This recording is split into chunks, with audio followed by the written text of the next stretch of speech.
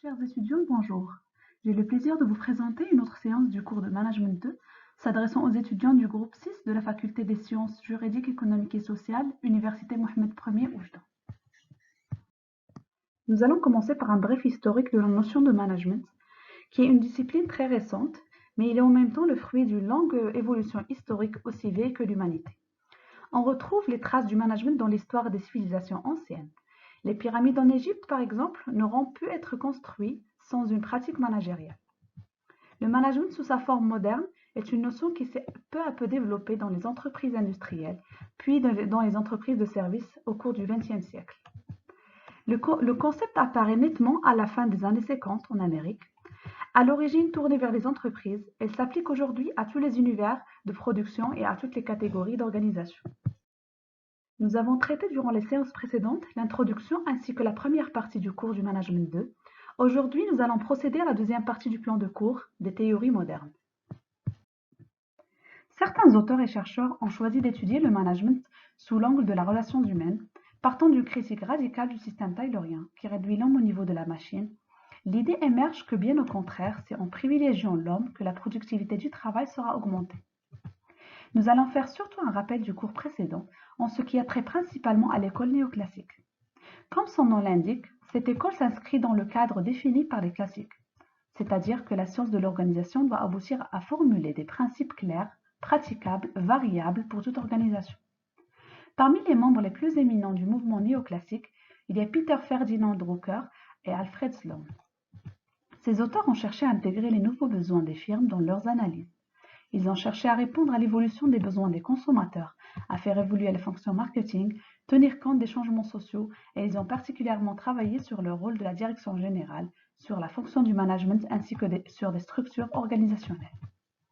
D'après Sloan, la décentralisation avait contrôle adapté spécialement aux grandes entreprises, diversifiée, et elle donne une autonomie de décision aux principales divisions, unités ou départements d'une organisation, laissant ainsi l'initiative au personnel proche du terrain pour résoudre les problèmes opérationnels. La direction générale peut ainsi se consacrer aux questions de politique générale de l'entreprise, telles que la stratégie et la planification. Les apports de l'auteur Drucker aux pratiques managériales sont nombreux, a étudié plusieurs principes, notamment les tâches du management moderne, la direction par objectif et le client avant le profit. Drucker énonce les trois fonctions du management moderne et a revisité la fonction POC de Fayol. Selon lui, la combinaison du principe de décentralisation et hiérarchisation d'objectifs clairement définis crée un style de commandement original. La forme de management qui en découle est le management par objectif. D'après Drucker, les principales motivations qui poussent l'homme à améliorer son travail, après la satisfaction des besoins d'entretien, sont l'intérêt qu'il lui porte et le désir d'étendre sans cesse le champ de ses responsabilités. La motivation par compétitivité étant un des principes admis par les auteurs néoclassiques qui mettent l'accent sur la nécessité d'aider les acteurs de l'entreprise à réaliser leur ambition dans la structure. Si les classiques ont limité les motivations de l'homme à une gamme très restreinte, à savoir peur des sanctions, appât du gain, satisfaction d'accomplir son devoir dans un cadre défini, sécurité d'emploi, et les tenants de l'école des relations humaines ont y ajouté le besoin d'intégration au groupe et de coopération sociale. Les auteurs du management classique n'ont pas perçu le côté social et humain du travail. Ils ont ignoré les différences individuelles et l'influence du groupe sur les structures organisationnelles. Les auteurs de l'école des relations humaines sont allés dans une direction opposée en concernant leur attention sur les individus sans accorder beaucoup d'importance à l'organisation. Mais les auteurs de l'école moderne, eux, vont reconnaître l'influence des individus sur l'organisation et vont jusqu'au-delà des facteurs humains de l'organisation. Ils utilisent les méthodes quantitatives pour résoudre les problèmes et tiennent compte de l'influence de la technologie, de la taille de l'organisation et de l'influence de l'environnement sur l'organisation. Le management moderne s'intéresse davantage aux problématiques concrètes de motivation, d'adhésion et d'intégration des individus. Il a pour objet de transformer la vision managériale afin de répondre aux problématiques nouvelles du management dans les contextes modernes. Les approches modernes de la gestion tiennent compte des modèles classiques et des modèles axés sur les ressources humaines. Toutefois, elles avancent qu'aucun modèle ne peut s'appliquer universellement, dans toutes les situations. Les travailleurs ressentent des besoins multiples et variés, susceptibles d'évoluer. Ils procèdent Il possède de nombreux talents et capacités à développer. Par conséquent, les organisations et les dirigeants doivent réagir et s'adapter aux différences individuelles en appliquant une variété de stratégies et de pratiques. Trois principales approches distinctes font émerger cette école moderne de management. Il s'agit de l'approche systémique, l'approche scientifique ou quantitative et l'approche de la contingence. À ces trois approches, on ajoute celles qui sont basées sur la sociologie et la prise de décision, ainsi que sur la théorie économique des organisations. L'approche systémique est une nouvelle discipline qui permet de déchiffrer la réalité complexe qui nous entoure, pour tenter de mieux la comprendre et le cas échéant d'agir sur elle avec plus de pertinence. L'approche systémique représente à la fois un progrès de l'épistémologie, philosophie de la connaissance, et l'apparition d'une boîte à outils intellectuelle mieux adaptée que les concepts de la logique cartésienne pour penser la complexité organisée.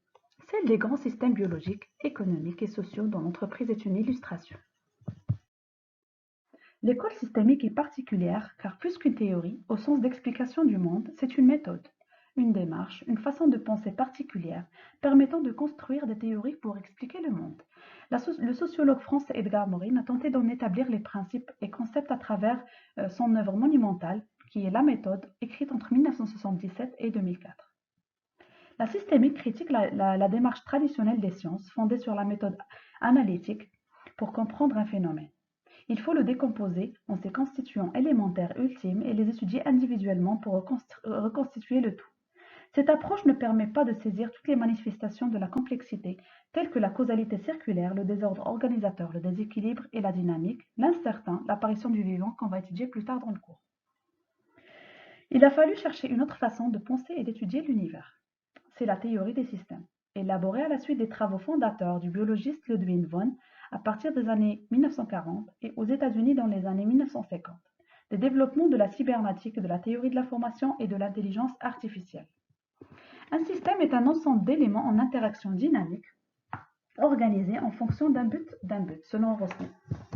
Il s'agit de voir les phénomènes de l'infiniment petit à l'infiniment grand comme des systèmes, et de les décrire et expliquer avec une démarche particulière. La systémique désigne cette démarche, elle s'appuie sur des concepts et sur des outils de modélisation. Certains systèmes ont des propriétés remarquables, auto-organisatrices qui viennent de leur complexité, leur étude. Toujours avec la démarche systémique prendra alors le nom de la théorie de la complexité. Il est primordial de comprendre un système pour comprendre la théorie des systèmes. Un système se caractérise par sa frontière, c'est-à-dire ses limites avec l'environnement, sa finalité, c'est-à-dire l'intention d'atteindre un but, son évolution dans le passé, le présent et l'avenir, et finalement son organisation qui est constituée par la structure et ses processus, la structure constituant les relations, et les processus à travers les activités et les interactions. Afin de comprendre la théorie des systèmes, il est primordial de comprendre ces concepts de base, qui sont présentés en 5 titres distincts. On a premièrement le système globalité et émergence, deuxièmement l'interaction, la rétroaction et causalité circulaire, troisièmement l'interrelation et organisation, quatrièmement fermeture et ouverture, et cinquièmement complexité, variété et auto-organisation. Les concepts de base de la théorie des systèmes s'expliquent à travers la compréhension d'un système, dans sa globalité et son émergence. On prend les exemples suivants afin d'expliquer la notion de système. Une chaise est constituée de divers éléments reliés entre eux. On a l'assise, le dossier et les pieds. Elle est stable, mais l'absence d'interaction entre les éléments la rend non évolutive et non active. C'est un objet inactif qui ne sera pas défini comme système. Une automobile, lorsqu'elle est en activité, sera en revanche le siège de nombreuses interactions entre ces différentes composantes. S'y ajoutent des interactions avec l'utilisateur qui pilote ce système machine, capable aussi en partie de se réguler lui-même. On a le réglage du débit de carburant, du débit d'air, frein d'anti-blocage, etc. Un système, qui signifie un ensemble cohérent, est une représentation abstraite qui décrit des objets se caractérisant par des éléments en interaction.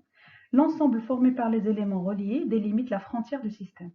Les interactions reflètent une activité des éléments. Le système fait quelque chose, c'est-à-dire a une finalité. Donc on a ici une représentation simple d'un système à 4 éléments.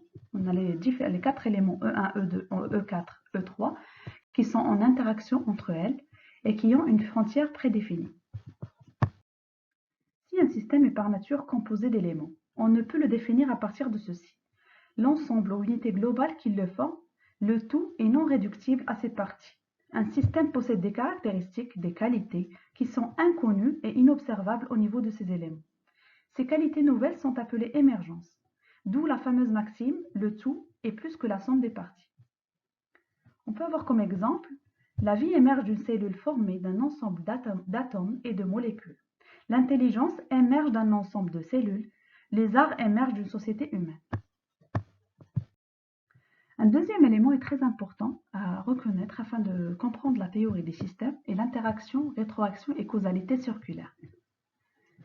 Les qualités émergentes d'un système proviennent des interactions entre ces éléments, c'est-à-dire des actions ou influences réciproques entre deux ou plusieurs éléments avec échange de matière, d'énergie ou d'informations. Ces échanges se traduisent par des changements d'état ou de comportement des éléments qui entraînent de nouvelles interactions, d'où une dynamique.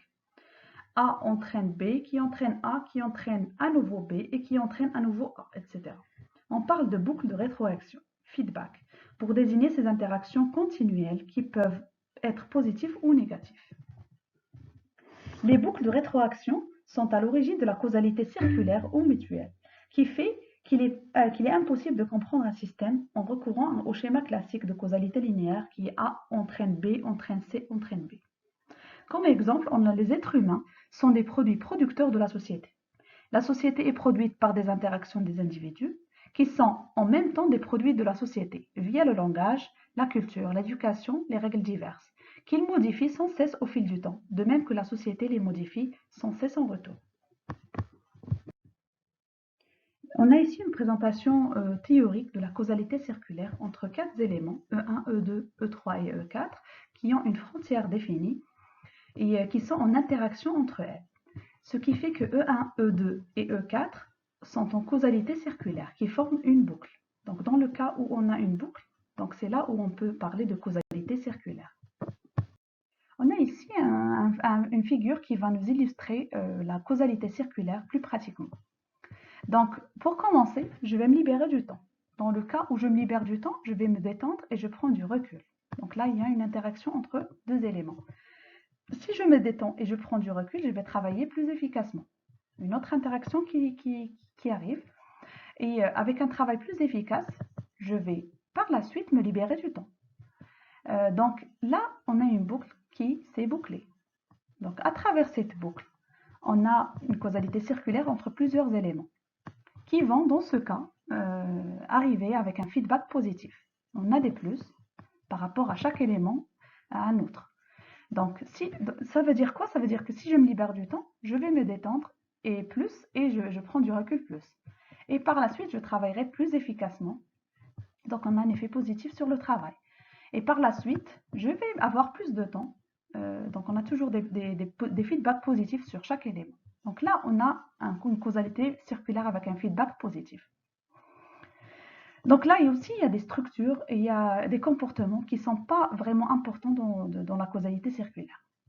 Et dans le cas où je me libère du temps, on a un feedback positif, effectivement, ce qui va me permettre d'avoir de nouveaux défis. Et à travers ces nouveaux défis, je vais par exemple me consacrer plus de temps libre. Et qui va par la suite, je vais me libérer du temps. Donc là, on a une autre causalité circulaire entre trois autres éléments. Et qui va avoir un feedback soit positif ou soit négatif. Donc c'est vraiment, ça dépend vraiment de la situation, actuelle de la personne. Donc à travers cet exemple, la base de la systémique est de regarder les choses en même temps. Donc c'est de reculer et de voir notre position par rapport à chaque élément qui va en interaction.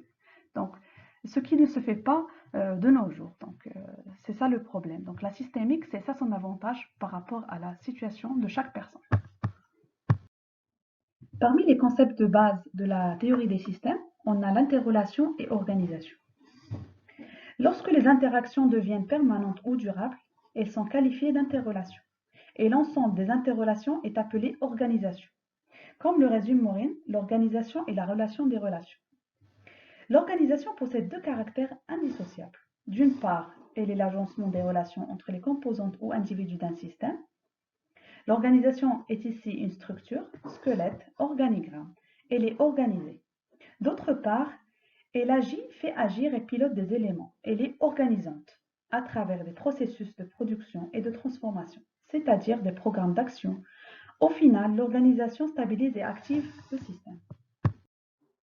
Comme exemple des interrelations et organisations, on a l'organisation d'une entreprise qui peut être vue à travers un organigramme qui relie les individus, les services et les départements. Ici, on a l'organisation en tant que structure. Et un ensemble de tâches ou de fonctions qui échangent, assemblent, transforment de la matière, de l'énergie, des services selon le processus de production défini à l'avance. Ici, l'organisation étant un programme. L'organisation forme le système, lui confère son existence et son identité. Le système, ce qu'il est et ce qu'il fait, ne peut se comprendre sans revenir à son organisation. C'est pourquoi système et organisation sont souvent confondus et pourquoi l'organisation est le concept et l'objet central de la théorie des systèmes. On a ici deux figures qui illustrent l'organisation en tant que système et l'organisation en tant que programme. Pour ce qui est de l'organisation en tant que structure, donc on voit ici une structure organisationnelle entre les responsables de maintenance, l'assistant et les techniciens. Et à travers l'exemple d'organisation programme, on a ici différents programmes qui font référence à la prestation de maintenance, production de services, qui sont les besoins des clients, l'objectif de l'entreprise, les tarifs et les coûts, les démarches qualité, l'approvisionnement et outillage, les moyens de déplacement et les plannings des interventions. Donc c'est des programmes qui font référence à un service de l'entreprise. La fermeture et l'ouverture est un des concepts de base de la théorie des systèmes. L'organisation, dans son aspect structurel, joue le rôle de fermeture du système. Elle relie et maintient, c'est-à-dire produit de l'ordre qui assure la stabilité du système et son existence. Elle régule donc un système à travers les boucles de rétroaction. Pour rendre le système actif, l'organisation a besoin d'énergie, de matière, d'informations. On a ici les intrants ou les inputs, puisés à l'extérieur. Simultanément, l'organisation rejette sa production à l'extérieur. Donc on a ici les extrants ou les outputs. L'ouverture organisationnelle sur l'environnement est caractéristique du système. Sans ouverture, on aura un système inerte, non actif. Mais cette ouverture bénéfique est aussi une ouverture menaçante. Elle soumet le système à des stimuli externes qui menacent de le désorganiser et de le détruire. Le système devra être capable de s'adapter pour survivre. Donc là, ici, on a une représentation d'un système actif ouvert. Donc on a les intrants d'un côté et aussi les extrants d'un autre. Et on a les interactions entre les différents éléments du système. La complexité, la variété et l'auto-organisation et les derniers concepts de base de la théorie des organisations qu'on va voir aujourd'hui. La complexité d'un phénomène ou d'un objet se manifeste par l'impossibilité pour un observateur de le saisir intégralement dans toutes ses propriétés et de prévoir tous ses comportements, ce qui le rend incertain et imprévisible. La complexité croît avec le nombre d'éléments et le nombre d'interrelations, ainsi qu'avec le nombre de relations entre le système et son environnement. Cela détermine également le nombre de configurations, d'états de comportement possibles que peut prendre un système, c'est-à-dire sa variété. Attention à ne pas confondre complexité et complication. Un objet complexe aura toujours une part d'incomplétude, alors qu'un objet compliqué pourra toujours être démêlé et compris intégralement. On a ici l'exemple suivant afin d'illustrer la complexité. Soit un système à 4 éléments qui peut prendre les 3 configurations schématisées ci-dessus. La variété du système sera de 3. Ces états, avec le nombre croissant de leurs interrelations, vont de gauche à droite vers davantage de complexité. On a la configuration 1 avec 4 éléments qui ont 4 interrelations. La configuration 2, on a 4 éléments avec 5 interrelations. La configuration 3, on a 4 éléments mais 7 interrelations. Donc plus il y a d'interrelations et plus il y a de complexité. La variété s'assimile à la richesse organisationnelle, à un réservoir de réponses possibles. Plus elle est grande, plus le système, en cas de perturbation interne ou externe qui le menace, aura la possibilité d'y puiser une nouvelle configuration adaptée aux perturbations. Pour cela, un système doit être capable de transformer son organisation. C'est la propriété d'auto-organisation. La théorie des systèmes explique la modélisation d'un système complexe à travers 2 éléments, les 3 sous-systèmes fondamentaux et aussi la modélisation par triangulation.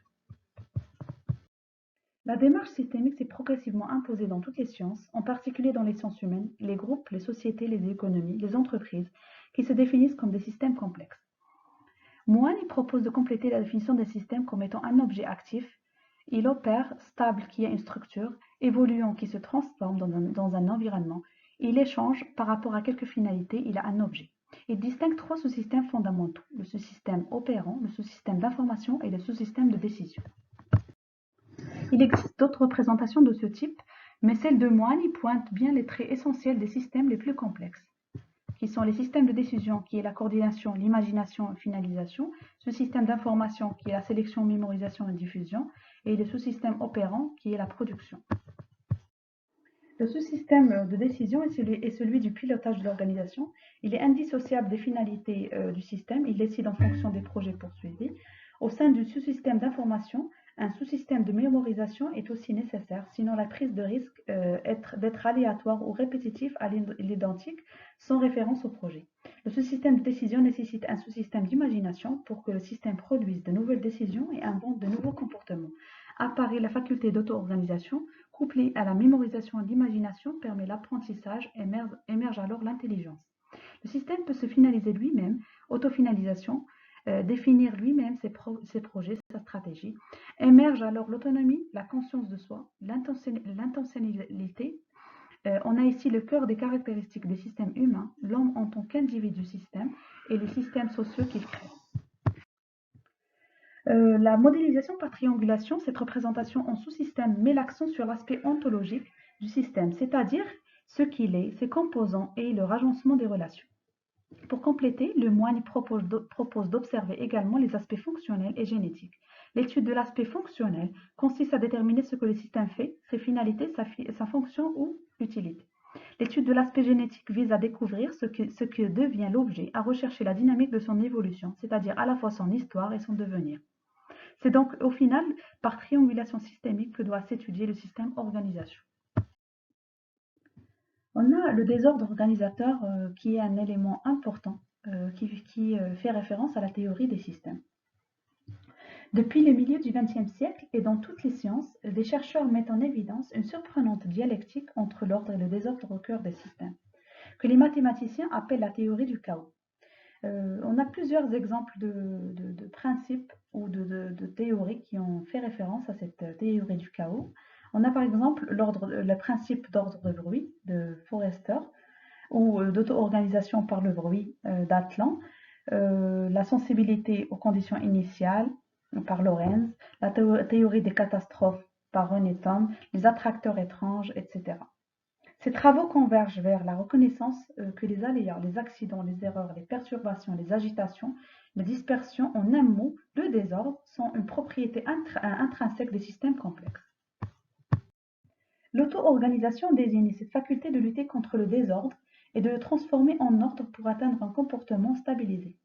Cela signifie la capacité de réorganiser les interactions, c'est-à-dire de faire émerger une nouvelle organisation au sein du système. La théorisation du processus d'auto-organisation n'est pas achevée, mais les conditions sont établies. Ouverture du système, redondance des fonctions, traitement de l'information, codage, mémorisation et apprentissage, et variété requise. La dialectique de l'ordre et du désordre invite à étudier une organisation dans ses régularités, stabilité, équilibre, mais aussi dans ses instabilités, incertitudes, déviances, perturbations, innovations. D'autant que celles-ci, même très faibles, peuvent engendrer des effets pervers ou en boule de neige, c'est ce qu'on appelle l'effet papillon, et aboutir à faire dévier le système sur des nouvelles voies et lois de fonctionnement. On va tenter de comprendre les influences de l'école systémique sur la théorie des organisations en général.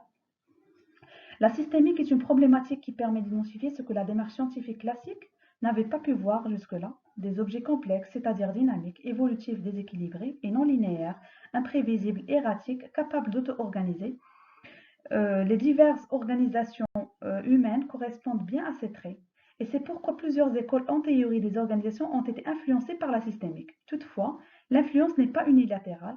Certains courants ou écoles ont été précurseurs et ont permis aussi de nourrir la théorie des systèmes. On va commencer par l'entreprise système vue par l'école sociotechnique. La théorie sociotechnique de l'entreprise est née de la rencontre de trois courants de pensée, qui est la psychologie industrielle, la sociologie du travail et les sciences de l'ingénieur. C'est ce qu'on va voir plus tard dans les séances prochaines. La sociotechnique est une application de la théorie systémique aux entreprises. Dès 1960, Emery et Trust, deux psychologues de cette école, proposent de considérer l'entreprise comme un système ouvert et capable d'autorégulariser pour répondre aux variations de l'environnement. Il décompose l'entreprise en deux sous-systèmes, le système technique, technologie et outils de production, et le système social, les individus et leurs relations. Comme exemple, on a la continuité d'une entreprise suppose un commerce régulier de produits et services avec les autres entreprises, institutions, personnes de son environnement social et externe. On a ici une illustration de l'entreprise système vue par l'école sociotechnique. Le système technique qui est l'élément déterminant de la capacité d'autorégulation, car c'est par des changements technologiques que l'entreprise répond au changement de son environnement. Cependant, les deux sous-systèmes sont en interaction et l'efficacité de l'organisation dépendra de leur optimisation conjointe. Si le système social est principalement l'organisation du travail n'est pas adaptée aux caractéristiques techniques, l'organisation ne sera pas efficace. En étudiant l'impact des changements technologiques dans les mines de charbon à l'époque, les deux sociologues font le constat que l'organisation du travail en groupe semi-autonome est la plus efficace en termes de productivité, tout en réduisant les accidents du travail et l'absentéisme. Vous remarquez qu'à travers ces constats, les deux promoteurs de cette école ont constaté de nombreux dysfonctionnements de l'organisation scientifique du travail qui provoquaient des incidences à la fois psychologiques et sociologiques sur les ouvriers et leur morale et qui avaient un impact négatif sur la productivité de l'entreprise. Les auteurs relèvent ainsi des notions d'autonomie et de liberté au travail. Et ainsi cette école a d'ailleurs été fortement influencée par l'école des relations humaines. Parmi d'autres courants et travaux en théorie des organisations qui s'inspirent de la systémique, on peut mentionner l'école décisionnelle, à travers l'organisation comme lieu de traitement des informations et de résolution des problèmes. L'école sociologique, à travers l'analyse stratégique des organisations qui se réfèrent ouvertement à l'approche systémique en insistant sur la causalité. Les travaux sur l'organisation, c'est les individus capables de traiter et transformer l'information, de créer de nouvelles connaissances et de nouveaux comportements, c'est-à-dire s'auto-organiser, qui fait référence à l'auto-organisation de l'école systémique. La séance d'aujourd'hui arrive à sa fin. Je vous remercie pour votre attention durant ce cours en ligne. Si vous avez des questions, n'hésitez pas à me contacter sur la plateforme.